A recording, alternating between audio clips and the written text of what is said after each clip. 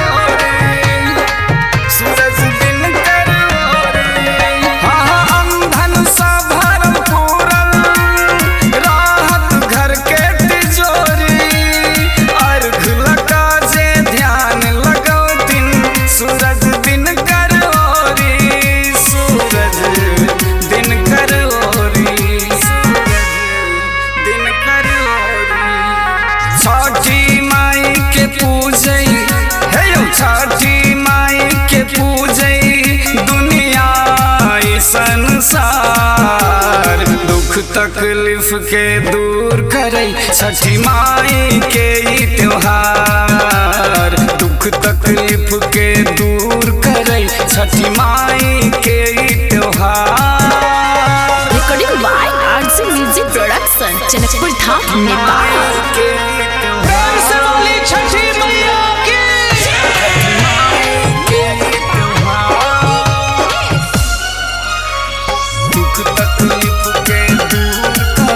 छठी माई के त्योहार। नहीं कोनो कहत बाजिन, नहीं कहत कोनो निपुतर। सबके गोद भरै छै मैया, व्रत में छै उतर। व्रत में छै उतर, व्रत में छै उतर। नहीं कोनो कहत बाजिन, नहीं कहत कोनो निपुतर। सबके गोद भरै छै मैया, व्रत में छै उतर। छै व्रत में उतर, छै व्रत में उतर।